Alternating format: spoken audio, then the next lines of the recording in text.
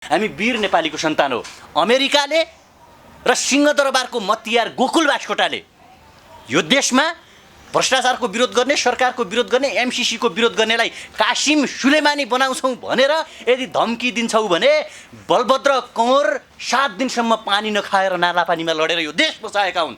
भक्ति थापा 70 वर्षको उमेरमा छातीमा तोप थापेर यो देश बचाएका हुन् भने हामी यो देश बचाउनका लागि हाम्रा सिरुपाते खुकुरीहरूमा धार लाएर बस्नेछौँ। कासिम सुलेमानी बन्ने डर, कासिम सुलेमानी बन्ने धम्की दिनु तिम्रा प्रचण्ड र केपी ओलीलाई, तिम्रा शेरबहादुर देउवालाई दिनु, यो देशका स्वाभिमानी युवालाई कासिम सुलेमानी बनाउने धम्की नदिँदा हुन्छ।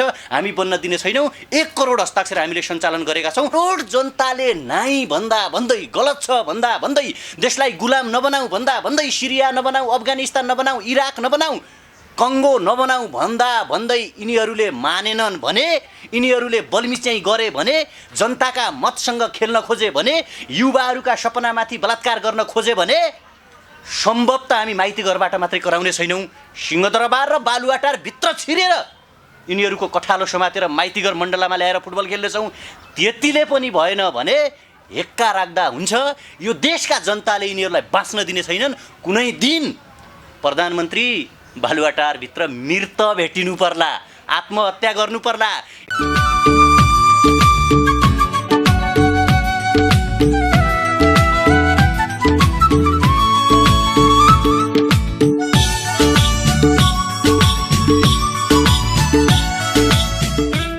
दर्शक नमस्कार अनि हार्दिक स्वागत छ तपाईँहरूमा। आज पनि एकजना अत्यन्त विशेष अतिथि लिएर उपस्थित भएको छु। तपाईँले फ्रेममा देखिसक्नु भएको छ युवा विद्यार्थी जो प्रखर वक्ता पनि हुनुहुन्छ। देशका बारेमा उहाँ धेरै चिन्तन गर्नुहुन्छ, राष्ट्रवादी चाहिँ व्यक्तित्व हुनुहुन्छ हामीमा आज यति बेला। र देशमा भ्रष्टाचार चरम उत्कर्षमा पुगेको छ, अन्याय अत्याचारले सीमा नागिसकेको छ र जनताहरू पिल्सिएका छन्। एउटा सीतामोलसम्म खानु नपाएर चाहिँ त्यो दूर दराजमा जनताहरू मरिरहेका छन्। यसबीचमा हामी विशेष गरी एमसीसीको बारेमा कुराकानी गर्नेछौँ। एमसीसी लगभग सबै जनताले विरोध गरिरहेको छ। यसका विभिन्न सडकदेखि सदनसम्म विभिन्न खालका टिक्का टिप्पणीहरू भइराख्दाखेरि यसका बारेमा अध्ययन गरेका त्रिवीका चाहिँ मास्टर्स डिग्रीमा पढ्ने एकजना हुनहार युवा हुनुहुन्छ। उहाँ विशेष गरी देशका बारेमा बुलन्द आवाज व्यक्त गरिराख्नु भएको छ। हामीसँग हुनुहुन्छ हेमराज थापा। उहाँसँग विशेष कुराकानी गर्छौँ। पछिल्लो समय देशको समाचार अनि राजनीतिक विषयवस्तुमा कुराकानी गर्छौँ। हेमराज सर, यहाँलाई स्वागत गर्न चाहन्छु। नमस्कार, धन्यवाद। आराम छु। के छ अहिले, केमा बिजी हुनुहुन्छ? यस्तो विभिन्न तौरमा तपाईँहरू कामहरू गरिराख्नु भएको छ, एमसीसीको विरोध गरिरहेको छ। अहिले म मेरो अध्ययनलाई पनि निरन्तरता दिइरहेको छु। त्यो सँगै जुन यो राष्ट्रलाई चाहिँ डुबाउने, यो देशलाई चाहिँ एउटा युद्धतर्फ धकेल्ने अथवा यो देशलाई विनाशतर्फ धकेल्ने एउटा जुन एमसीसी परियोजना छ, त्यो एमसीसी जसरी पनि खारेज गर्नुपर्छ, यसलाई संसदबाट पारित हुन दिनु हुँदैन भन्ने हामी आम युवा जो यो देशलाई प्रेम गर्नुहुन्छ, जो स्वाभिमानी हुनुहुन्छ, जो यो देशमा विकास चाहनुहुन्छ, उहाँहरूसँग हामी आह्वान गरिरहेका छौँ। भर्खरै हाम्रो हस्ताक्षर अभियान पनि समापन भएको छ। भनेपछि 1 करोड तपाईँले सङ्कलन गर्नुभयो त हस्ताक्षर?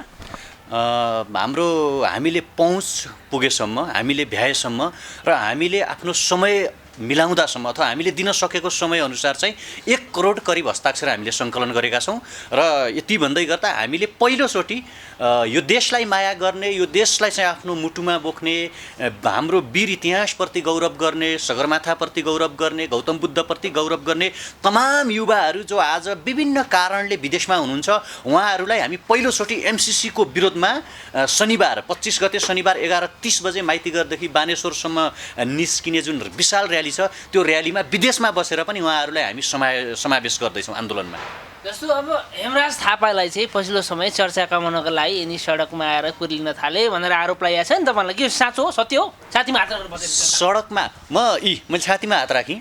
मैले चर्चा कमाउनका लागि सडकमा आउनु पर्दैन र मैले चर्चित हुनु छैन। यो देश बचाउनु छ। जो यो देशमा भ्रष्टाचार गरिरहेका छन्, जो यो देशलाई बेच्न खोज्दैछन्, जो यो देशको प्रमुख कार्यकारी निकाय सिंहदरबार र बालुवाटारमा बसेर अमेरिकाको गुलामी गर्दैछन्, ती मान्छेहरूको विरुद्धमा खबरदारी गर्न हामी सडकमा आएको हो। हामी यो देश बचाउन सडकमा आएका हौँ। हामी यो देशको स्वाधीनताको पक्षमा सडकमा आएका हौँ। बेरोजगारी अन्त्य हुनुपर्छ भनेर सडकमा आएका हौँ। एमसीसी पारित हुनु हुँदैन भनेर सडकमा आएका आएका हौँ, भ्रष्टाचारीहरूलाई कारबाही गरिनुपर्छ भनेर सडकमा आएका हौँ, बालुवाटारको जग्गा नखाऊ भनेर सडकमा आएको हौँ, नेपालको सार्वजनिक जग्गा जुन छ त्यो कौडीको भाउमा नदेऊ, कसै आसेपासेहरूलाई ठेकेदारहरूलाई नबाड भनेर हामी सडकमा आएको हो। चर्चा कमाउनका लागि हामीले कुनै उखान टुक्का हान्नुपर्ने, नेपालमा भ्रष्टाचार गर्नुपर्ने, सडकमा बेरोजगार भएर उफ्रिनुपर्ने काम छैन। म त्रिवीको विद्यार्थी हो, त्यहाँ अहिले पनि म टपर छु। मैले 4वटा विषयमा मास्टर डिग्री गरिरहेको छु। मलाई चर्चामा आउनका लागि, आफूलाई सो अप गर्नका लागि सडकमा आउनुपर्ने कुनै आवश्यक छैन। यो देश हामीलाई प्यारो छ, हामीलाई रोजगारी चाहिएको छ, हामीलाई कसैको गुलामी गर्नु छैन, कसैको गुलाम बन्नु छैन, यो देशलाई बेच्न दिनु छैन। त्यसकारण हामीले सडक रोजेका हौँ। जस्तो प्रधानमन्त्री लगायत राजनीतिक दलहरूले एमसिसीलाई जबरजस्त तरिकाले संसदबाट पास गर्न खोजिरहेका छन्। एमसिसीलाई कसरी लिनु भएको छ तपाईँले? अधीन गर्नु भएको छ नि एमसिसी? एमसिसी तपाईँलाई पनि थाहा पाइसक्यो, यो देशका हरेक मान्छेले थाहा छ, संसारलाई थाहा छ अमेरिका के हो। जब सन् 2001मा अमेरिकाको ट्विन टावरमाथि आक्रमण भयो, अमेरिकाको ट्रेड युनियनमाथि आक्रमण भयो र सन् 2002मा जर्ज डब्ल्यू बुशले अब संसारमा टेररिज्म अन्त्य गर्ने नाममा, संसारका गरिब राष्ट्रहरूलाई राइज अप गर्ने, माथि उकास्ने नाममा मिलेनियम च्यालेन्ज कर्पोरेसन नामक एउटा सहयोगी निकाय, सहयोग गर्ने एउटा संस्था स्थापना गरेर संसारका विभिन्न राष्ट्रहरूमा चाहिँ आफ्नो प्रभाव विस्तार गर्नका लागि ल्याइएको संस्था हो। र त्यसको केही समयपछि यसले चाहिँ जुन संसारको सर्वशक्तिमान राष्ट्रको रूपमा चाइना उदाउँदै गरेको छ, चाइनाको शक्तिलाई क्लोज गर्नका लागि उसले चाहिँ जुन पेसिफिक जुन समुद्र छ त्यसको आसपासमा इन्डोनेसियादेखि यतासम्म छरिएका राष्ट्रहरूमा चाइनाको प्रभाव कम होस्, चाइना प्रभावित नहोस्, चाइनाको इफेक्ट नपरोस् भनेर इन्डो पेसिफिक सुरक्षा रणनीति ल्याइयो। र त्यसको पछिल्लो कडी के हो भने एमसिसी हो। र एमसिसी नेपालको पञ्चशीलको सिद्धान्त, नेपालको असंलग्न परराष्ट्र नीतिको विरुद्धमा छ र यसकारण हामीले एमसिसीको विरोध गरेको हो। जस्तो एमसिसी र तपाईँको इन्डो पेसिफिक बीच यो रणनीति बीच के सम्बन्ध छ त? तपाईँलाई के थाहा छ यो बारेमा?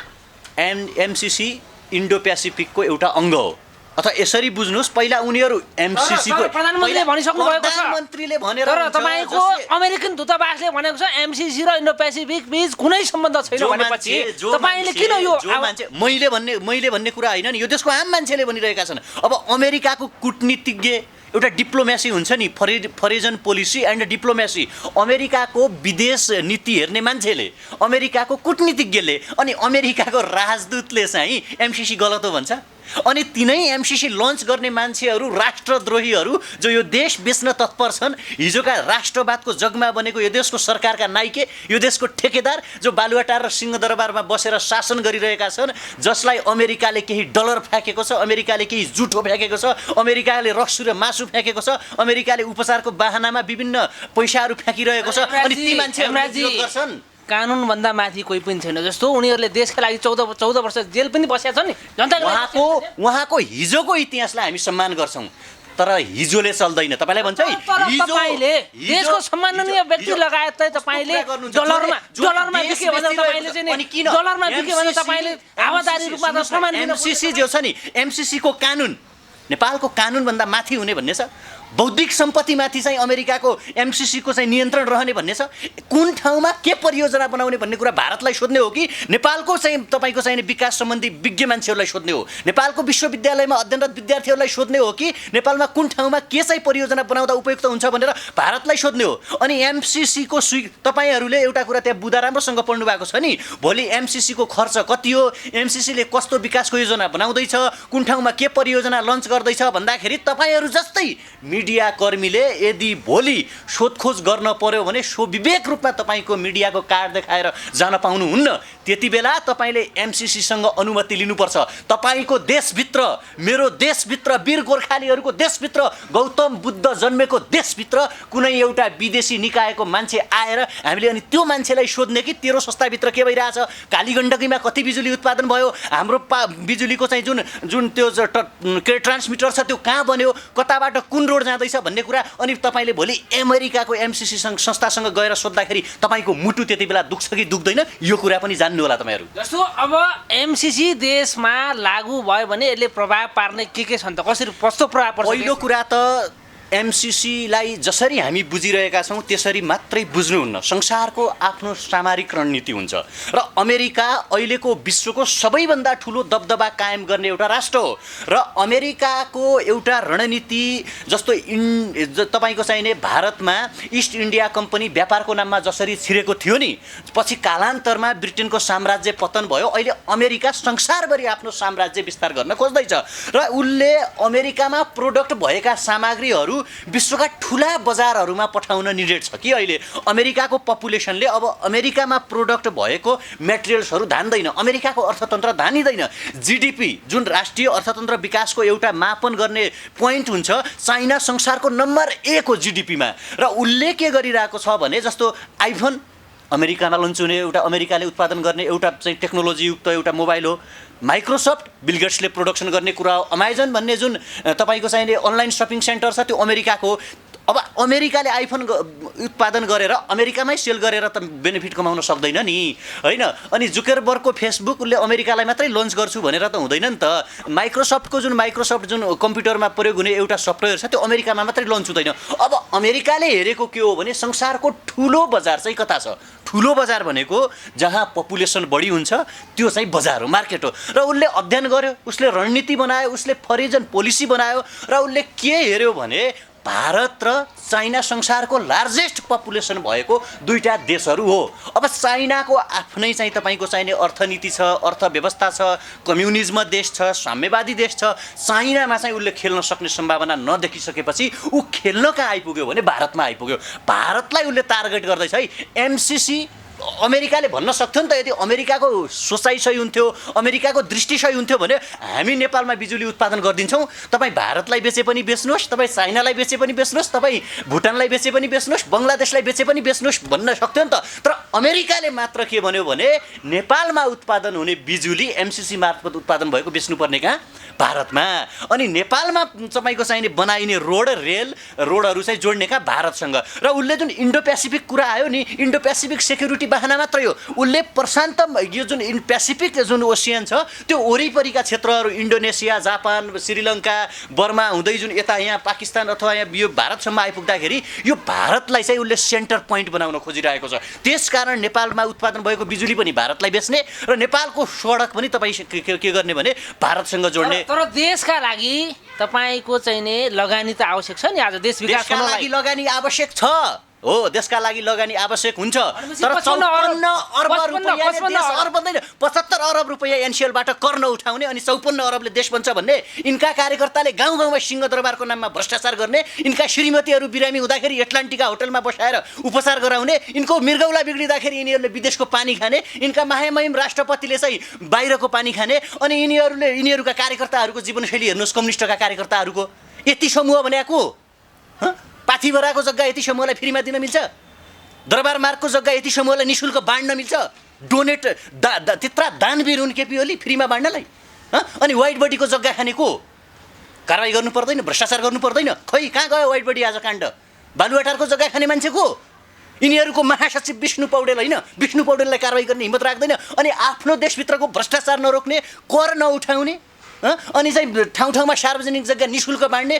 तपाईँ हाम्रा युवाहरूले, हाम्रा मान्छेले पसिना बगाएर कमाएको पैसा, खाडीमा गएर पठाएको पैसा, कोरियामा गएर पठाएको पैसा, भारतमा चौकीदार मजदुरी गरेर पठाएको पैसाले कर उठाएर यिनीहरूले मोजमस्ती गर्ने अनि अर्कासँग हात थापेर नेपाललाई चाहिँ पुरै कायापलट गरिदिन्छु, कायापलट बनाइदिन्छु भनेर हुन्छ। अझै अर्को कुरा याद राख्नुहोस्, नेपालमा वैदेशिक रोजगारी वैदेशिक लगानी भित्रिन थालेको कहिलेदेखि हो? 1950 को दशकदेखि हो। जब दोस्रो विश्वयुद्धको अन्त्य भयो, तपाईँको चाहिने युएनको स्थापना भयो, त्योभन्दा पछिदेखि कहीँ न कतै नेपालमा वैदेशिक रोजगारी वैदेशिक लगानी आइरहेको छ, विदेशले लगानी लैरहेको छ दात्री निकाय मार्फत। आज युएनडिपी, युएसएआइडी, युनिसेफ, डब्लुएचओ जस्ता थुप्रै संस्थाहरू नेपालमा कार्यरत छन्। नेपालमा बेरोजगारी घटेको छ, नेपाल बनेको छ, नेपालमा गरिबी घटेको छ, छाउपडी प्रथा घटेको छ, राउटेहरूको जीवनशैली सुध्रेको छ, युवाहरू विदेश जान रोकिएका छन्। अनि चाहिँ तपाईँको चाहिने त्यो सबै केही पनि नहुने, अनि त्यो 54 अर्ब रुपैयाँले यिनीहरूको चाहिँ अमेरिकाको प्यारो बन्ने नाममा कसै प्रचण्डहरूलाई चाहिँ अमेरिकाले जेल हाल्थ्यो। त्यही सम्झौता गर्छु म एमसिसी तिमीहरूलाई चाइनाको विरुद्धमा युज गर्न दिन्छु भनेर ल्याप्चे ठोकेपछि अनि देशलाई बेच्न मिल्छ, अनि देश बनाउँछु भन्ने यिनीहरूले झुटा सपना बाँड्ने। हिजो राष्ट्रवादमा बनेको होइन यो सरकार? जब भारतले नाकाबन्दी लगाउँदाखेरि हामी चाहिँ साइकल चढाउँछौँ, साइकल सिके होइनन् प्रचण्ड र केपी ओलीले साइकल चलाउँछौँ तर भारतको सामु झुक्दैनौँ भने होइन आज कालापानी लिपुलेक सुस्ता महेशपुर मिचिँदाखेरि यिनीहरूको राष्ट्रवाद के गर्दैछ भारतले दिन राहाडै सिंहदरबार र बालुवाटारलाई बलात्कार गरिरहेको छ केपी ओलीलाई बलात्कार गरिरहेको छ ब्ल्याकमेल गरिरहेको छ बोल्नु पर्दैन आज केपी ओलीले अनि चाहिँ गफ हाँक्ने पत्याउँछन् मान्छेले म पत्याउँछु ढाँट्न सकिन्छ यिनका झोले कार्यकर्तालाई ढाँट्न सकिएला झुटो बोल्न सकिएला समृद्धिको नारा बाँड्न सकिएला तर नपढेका मान्छेहरू भ्रष्ट फेलियर पातकी अनि सबैभन्दा देशबेचुवाहरूले चाहिँ यो देश बनाउँछन् यो देशलाई राम्रो बनाउँछन् भन्ने कल्पना मान्छेले गर्न सक्दैन कम्तीमा म चाहिँ गर्न सक्दैन हामी कोही पनि युवा गर्न सक्दैनौँ जस्तो अब एमसिसी तपाईँको अगाडि नै गएर देशका नेताहरूले एमसिसीमा तपाईँको साइन गरिसकेका छन् भनेपछि एमसिसी जबरजस्त तरिकाले भए पनि देशमा लागू हुँदैछ यदि एमसिसी लागू भयो भने तपाईँले विरोध गर्दा गर्दै जनताले विरोध गर्दा गर्दै एमसिसी देशमा लागू भने के हुन्छ त यसो परिमाण एमसिसी लागू गर्न दिँदैनौँ लागू गर्न खोजे भने महाराज बन्न खोजे भने राजा बन्न खोजे भने सिंहदरबार र बालुवाटार र संसद भवनभित्र बस्ने नाइकेहरूले ठेकेदारहरूले याद गर्दा हुन्छ हिटलर संसार जित्न हिँडेका थिए अलेक्जेन्डर द ग्रेट संसार जित्न हिँडेका थिए कालान्तरमा पोटासियम साइनाइडको ट्याब्लेट खाएर आफ्ना प्रेमिकासँग मृत भेटिएका थिए यिनीहरूले यो देशका 2.5 करोडभन्दा यिनीहरूको भाषामा 8 करोड के अरे 8 लाख नेकपाका कार्यकर्ता 4 लाख कङ्ग्रेसका कार्यकर्ता त्योभन्दा बाहेक जनता हुन् उनीहरूले भनेको हामी त त्यति छन् भनेर पनि विश्वास गर्दैनौँ 3 करोड जनताले नाइ भन्दा भन्दै गलत छ भन्दा भन्दै देशलाई गुलाम नबनाऊ भन्दा भन्दै सिरिया नबनाऊ अफगानिस्तान नबनाऊ इराक नबनाऊ कङ्गो नबनाऊ भन्दा भन्दै यिनीहरूले मानेनन् भने यिनीहरूले बलमिच्याइ गरे भने जनताका मतसँग खेल्न खोजे भने युवाहरूका सपनामाथि बलात्कार गर्न खोजे भने सम्भवतः हामी माइती घरबाट मात्रै कराउने छैनौँ सिंहदरबार र बालुवाटार भित्र छिरेर यिनीहरूको कठालो समातेर माइतीघर मण्डलामा ल्याएर फुटबल खेल्नेछौँ त्यतिले पनि भएन भने हेक्का राख्दा हुन्छ यो देशका जनताले यिनीहरूलाई बाँच्न दिने छैनन् कुनै दिन प्रधानमन्त्री बालुवाटारभित्र मृत भेटिनु पर्ला आत्महत्या गर्नु पर्ला हिजो Saddam Hussein colonel Mohammed Gaddafi George W बुशसँग फोटो खिच्थे सबैभन्दा मेरो प्यारो मित्र भन्थे ओसामा बिन लादेन शीतयुद्ध हुँदाखेरि रसियासँग अमेरिकाले उत्पादन गरेको मान्छे हो पाकिस्तानको एबोटाबादमा छिरेर रातिको 12 बजे मारिएका हुन् ओसामा बिन लादेन इराकमा सद्दाम हुसेनलाई जिउँदै फाँसीमा चढाएका छन् कर्णेल मोहम्मद गद्दाफीलाई गुफाभित्रबाट छोपेर मारेको छ इरानका सर्वोच्च राष्ट्रवादी नेता कासिम सुलेमानीलाई एयरपोर्ट बाहिर निस्किँदा मारिएको छ यिनीहरू केपी ओली लगायत देशका नेताको हालत यस्तै बनाउँछु भने तपाईँको चेतावनी हो यो म बनाउँदैन यिनीहरू आफै हुनेवाला छन्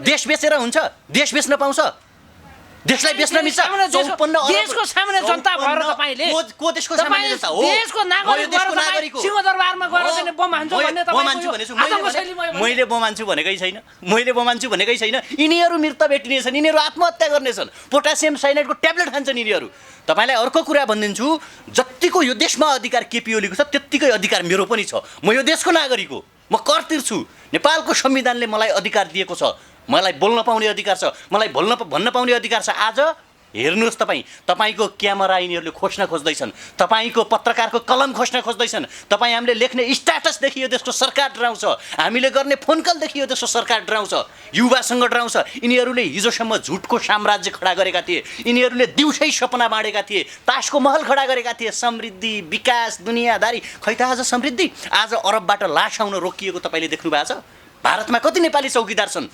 डाटा छ केपी ओलीसँग यो देशको प्रधानमन्त्रीसँग डाटा छ कोरियामा कति युवा छन् यो देशको प्रधानमन्त्रीसँग डाटा छ माइतीघर मण्डला सिंहदरबार र यो तपाईँको कीर्तिपुर त्रिवीको विद्यार्थी बेलुका तपाईँको चाहिने कोठाबाट बाहिर निस्केर तरकारी किन्ने विद्यार्थीको सपना के छ आज कति विद्यार्थीहरू कोरियन भाषा पढिरहेका छन् सम्झौता गर्ने शरम सम्झौता भने के हो मैले कोरियासँग सम्झौता गरेँ रे मैले जापानसँग सम्झौता गरेँ रे यो देशमा रोजगारी दिन्छु भन्न सक्नु पर्यो नि सरकारको काम भनेको युवालाई स्वदेशमा रोजगारी दिने हो कि विदेशसँग सम्झौता गरेर कोरिया पठाउने हो दुबई पठाउने हो खाडी पठाउने हो मलेसिया पठाउने हो यिनीहरूको सपना यिनीहरूको सोच यिनीहरूको लक्ष्य के हो भने युवालाई विदेश पठाउँ शरम सम्झौता गरेर विदेश पठाउँ नेपालमा हामी लुटौँ गाउँ गाउँमा यिनका कार्यकर्ताहरू सिंहदरबार गाउँ गाउँमा पुर्याउने नाममा लुटिरहेका छन् यिनीहरू सिंहदरबारबाट लुटिरहेका छन् अनि त्यतिले पुगेन भनेर यिनीहरूले आफ्ना नक्कली व्यापारी समूह खडा गरेर यिनीहरूले चाहिँ यति समूहको नाममा अनि भाटबटिनीलाई कर छल्ने नाममा आफ्नो एनसिएलबाट पैसा लिएर चुनाव नलड भन्दाखेरि लड्ने यिनीहरू अनि एनसिएललाई कर चाहिँ छुट गर्ने नाममा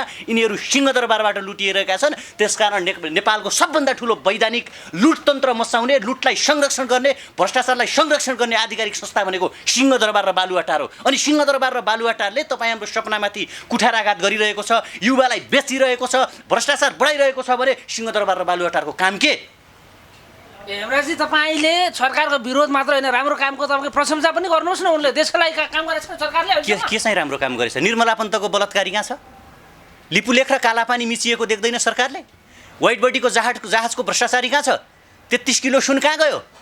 पाथिभराको जग्गा किन दिएको यति समूहलाई? मिनबहादुर गुरुङको भाटबटेनीबाट के अरे कर किन उठाइँदैन? एनसिआरलाई कर मिनाहा किन छ? अनि एमसिसी जस्तो राष्ट्रघाती सम्झौता किन गरिरहेको छ? सुखी नेपाल समृद्धि नेपालीको नारा दिएको आज अरबबाट लास आइरहेका छन्, कोरियाबाट लास आइरहेका छन्, अमेरिकाबाट लास आइरहेका छन्। भारतमा मान्छेहरू दिनदहाडै नेपालीहरू मरिरहेका छन्। अनि त्यसलाई राम्रो काम भन्ने? गलत कामको विरोध गर्न पाउँदैनौँ हामी? भएन भन्न मिल्दैनौँ? सरकार प्रधानमन्त्री नपढेका होलान्, 8 कक्षा फेल कोही प्रधानमन्त्री होलान्। हामी त त्रिविधा डिग्री पढ्ने विद्यार्थी हो नि। हामीले संसारको इकोनोमिक्सलाई बुझ्छौँ, संसारको अर्थतन्त्रलाई बुझ्छौँ। डोनाल्ड ट्रम्पले के गर्यो हामीलाई थाहा हुन्छ, नरेन्द्र मोदी के गरिरहेछन् हामीलाई थाहा हुन्छ, कोरोना भाइरस कस्तो छ हामीलाई थाहा हुन्छ, ब्रेक्जिट सम्झौतामा बेलायत के भइरहेको हामीलाई थाहा हुन्छ।